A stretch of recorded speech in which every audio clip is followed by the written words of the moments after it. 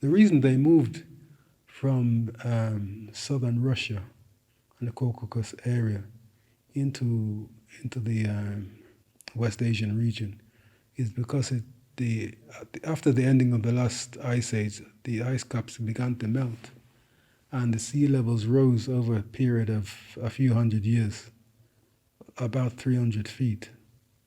So people living around those lowland areas near the lakes and rivers had to move out of those regions, and many of those people, some moved into Europe, moved westward into Europe, others moved down or up, you might, depending on how you look at it, into the West Asian region, over into Lebanon, Syria, Lebanon, down into Canaan.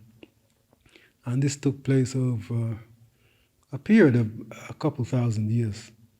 The last migration was around 1500 BC. These were the Hittites or the Ixos. Some call them shepherd kings. This could correspond in some ways to the movements of the Hebrews or the so-called Israelites or Jews into the region, and some other tribes. And that's why you find the Egyptians in particular, the Kemites, talking about the Asiatics coming to their region. These are the basically the Europeans that moved into the area with their new mindset. Anyway, I was reading what he said.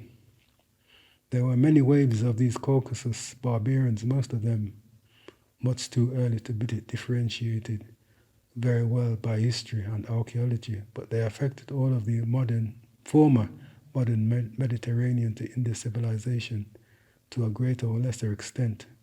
The earlier waves were assimilated into the previous established cultures that probably was barely changed at first, but later migrants, invaders, increasingly imposed their own Caucasus cultural values. This is the monotheistic mindset that he's talking about. Their cultural values. Eventually, by around 1500 BC to 2000 BC, there was almost complete Caucasian invasion, conquest, enslavement, and the consolidation of former independent townships into the first slave-powered city-states and then slave-powered empires. This is as they began to take over the region with their new ways of thinking. And you could argue that the Israelite idea of conquering the Canaanites, that mindset came out of these people. Because you have the story of Abraham, who was staying in Chaldea, which is east of Lebanon, east of Canaan, Phoenicia. And one of the stories I read about the reasons why he didn't get along too well in that region of Chaldea is because the people were polytheistic, and they had some contention with people who are coming in with this new mindset of monotheism. Basically, two different cultural values.